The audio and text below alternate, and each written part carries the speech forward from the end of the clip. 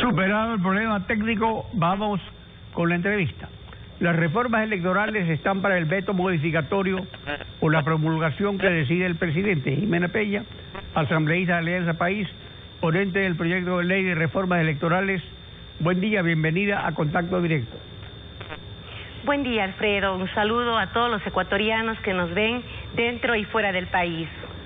Se eliminó el voto entre listas, que junto con el voto en plancha multiplicaba el voto que vale 1, pero se dejó como opción el voto en plancha, el preferido de los grandes partidos.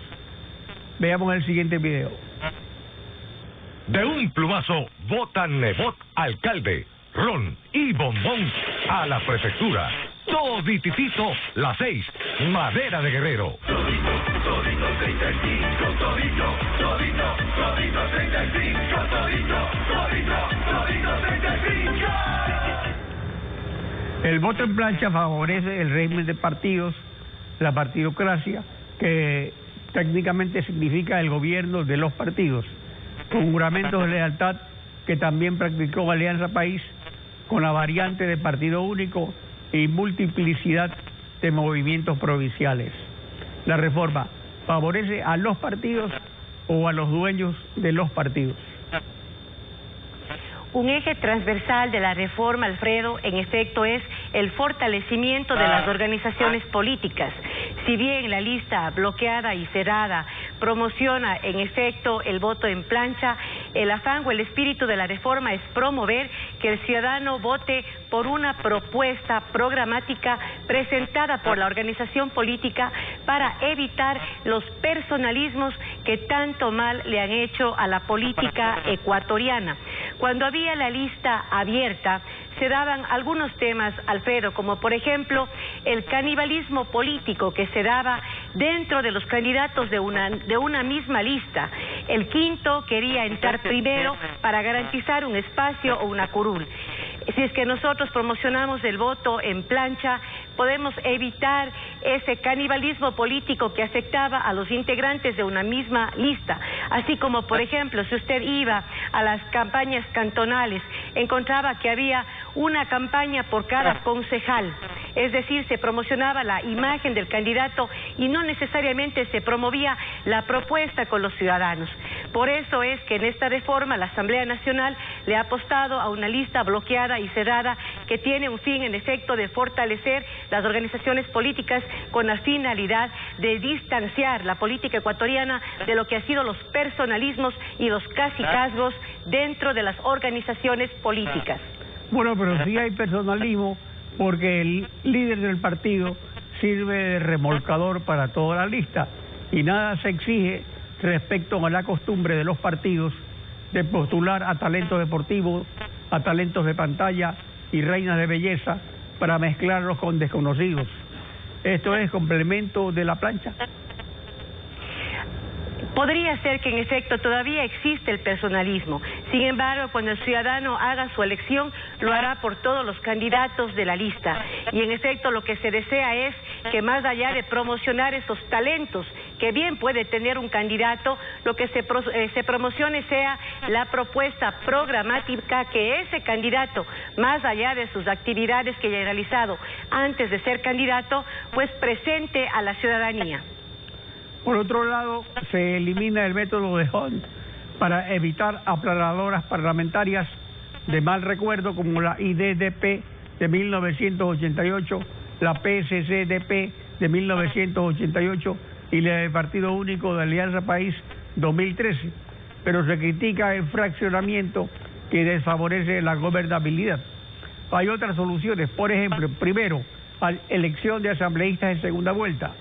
Segundo, un piso para el huésped escogido como método de repartición de escaños. Y tercero, eliminación de todo método de repartición de escaños con pequeños distritos con un solo ganador para que la representación popular sea más genuina y con paridad de género, un hombre y una mujer, y que no dependa la paridad de los dueños de los partidos.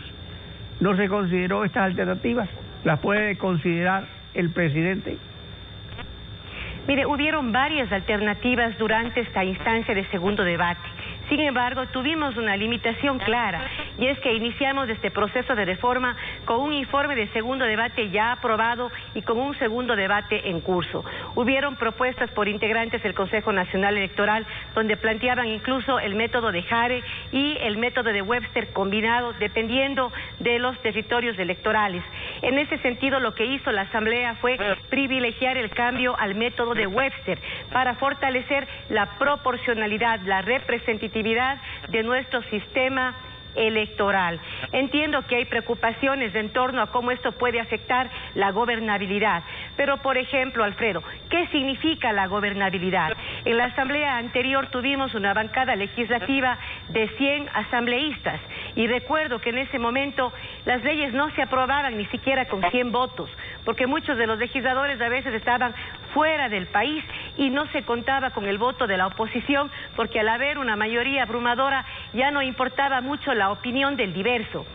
En esta Asamblea Nacional, recordará usted, tuvimos también una bancada mayoritaria a través del método de Hunt. Yo pregunto, ¿ha facilitado eso la gobernabilidad?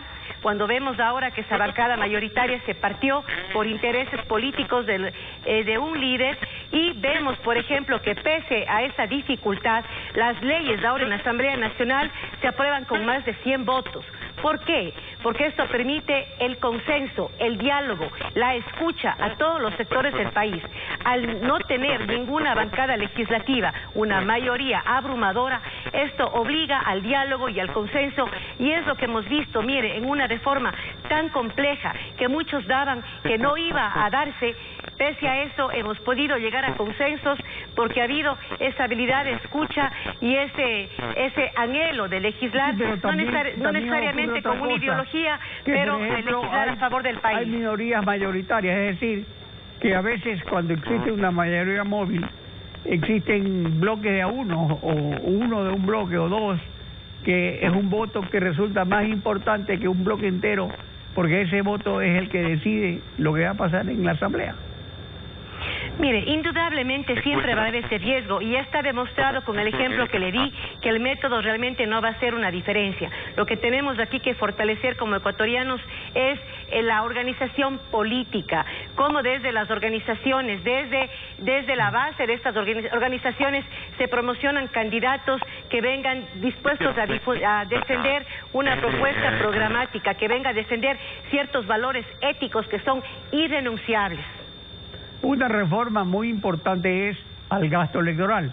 Se sube el límite, se permite aportes ciudadanos de personas naturales, se establece responsabilidad de candidatos, se pretende eliminar el inútil control post-mortem, se bancarizan ingresos y egresos. ¿Cómo se asegura el control en tiempo real? Y hay una serie de mecanismos precisamente enfocados en evitar el financiamiento oscuro de la política ecuatoriana, precisamente porque no queremos ver los errores que se han cometido en el pasado. Por ejemplo, en este tema del control que usted menciona, en la reforma se establece que el control durante la campaña sea cada 15 días, con el fin de que los candidatos y las organizaciones políticas vayan reportando esta información oportunamente para que los controles que se han establecido a través, por ejemplo, de un sistema interconectado de datos con Fiscalía, Contraloría, UAFE y la función electoral pueden en efecto tener respuestas oportunas si es que hubiera un exceso. ¿Y el que se atrasa, por ejemplo, le impiden que siga la campaña o qué hay? Mire, en esta reforma modificamos fuertemente el título 4 del Código de la Democracia, que en efecto hace una nueva clasificación de la dosimetría de la norma. Dentro de la norma vigente existían conductas que eran sancionadas, pero que no había una sanción específica que le permitiera al Tribunal Contencioso Electoral sancionar estas conductas. Ahora hay conductas que se clasifican desde leve, grave y muy grave. En el caso de las sanciones muy graves, pueden ser sanciones pecuniarias de 21 salarios básicos unificados a 70, con la posibilidad de la destitución si es que la infracción la comete un funcionario, o la suspensión de derechos políticos de 2 a 4 años. Bueno, pues veremos qué pasa en las próximas elecciones. Ver para creer. Muchas gracias, Alfredo. Muchas gracias, Jimena, por acompañarnos en Contacto Directo. Gracias también.